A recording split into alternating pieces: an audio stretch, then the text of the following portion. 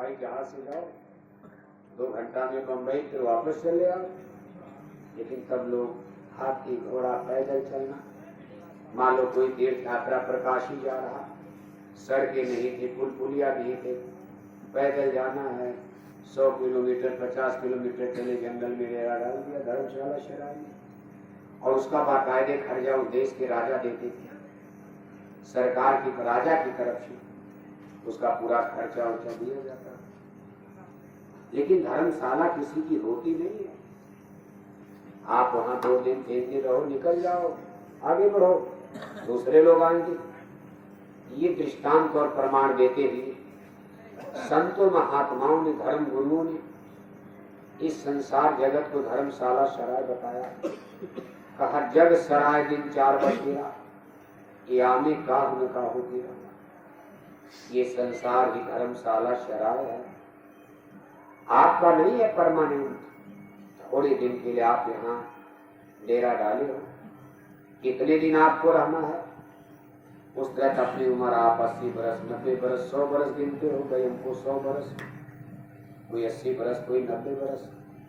लेकिन संत महात्मा इसको 4 दिन का बताते। सबका जीवन 4 दिन का है, बस 4 दिन आपको यहाँ रहना है। पहला दिन जिस दिन माँ के गर्भ से जन्म हुआ, टट्टी पेशाब का ज्ञान नहीं था, इसको जीवन का पहला दिन कहा जाता। अबोध अवस्था, अज्ञान अवस्था, शिशु अवस्था, 5-6 साल का छोटा सा जीवन बीत जाता। बच्चा हो, बच्ची हो, माँ की गोद में टट्टी कर, सब लोग किए हो।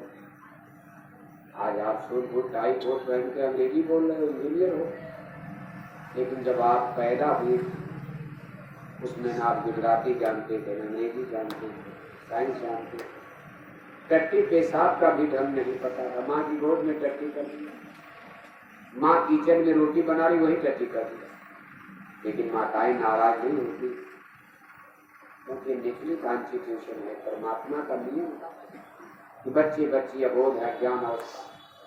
इसको संतों महात्माओं ने हमारे लाइफ का, जीवन का पहला दिन बताया। इसको शिशु अवस्था, अज्ञान अवस्था, अबोध अवस्था कहा जाता, कोई ज्ञान नहीं।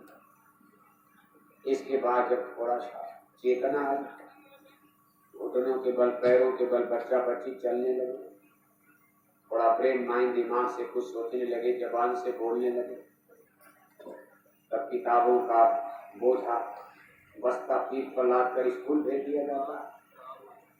स्कूल में पढ़ाई लिखाई ज्ञान अर्जन करो, कुछ सीखो, पढ़ो। इसको संतों ने जिंदगी का दूसरा दिन, बाल्याकाल ब्रह्मचर्य काल बताया है।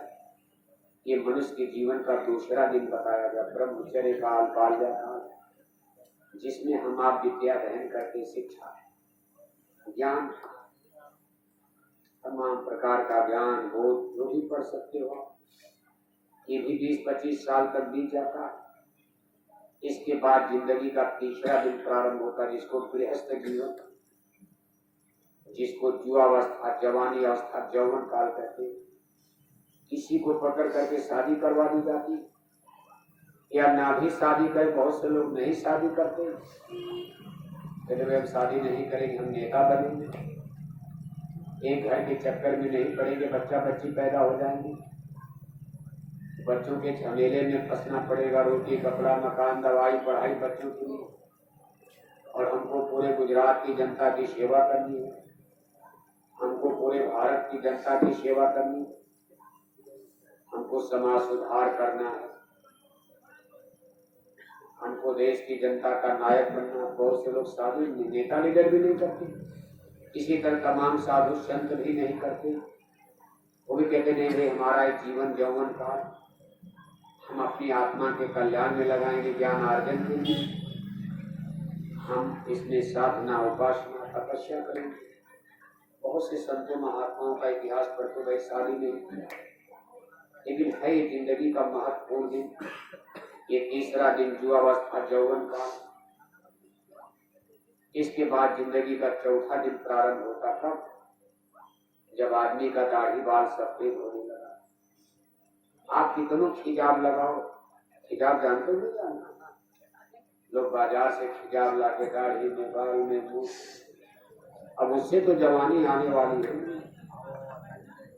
दाढ़ी बाल सफेद हो गए, हिजाब लगाकर बाल तो काला किया, मोछ काला किया, और पता चला तब तक आंखों से देखना बंद होने लगा, मोतियाबिंद हो गया।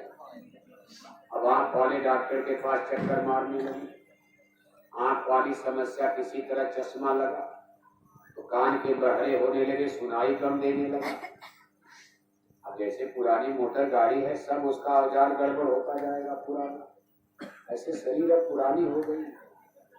तब तक गांठ टूट कर जमीन पर गिरने लगे, एक गांठ टूट गया, तब तक घुटनों में दर्द होने लगा, गठिया पकड़ लिया, बात पकड़ लिया।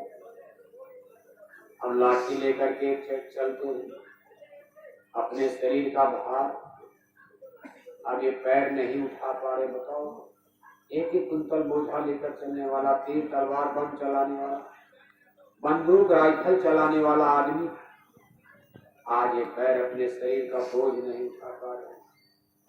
घर में लोग